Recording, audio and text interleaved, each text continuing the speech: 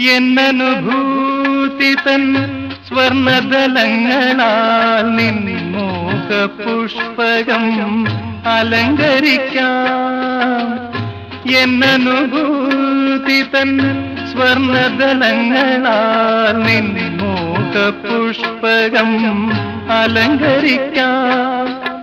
നിൻ ത്യാഗമണ്ഡപ യാഗാഗ്നി തന്നിലെ ചന്ദനധൂമമായി ഞാനുയരാം. എൻ മന്ദഹാസം ചന്ദ്രികയായെങ്കിൽ എന്നും പൗർണമി വിടർന്നേനേ.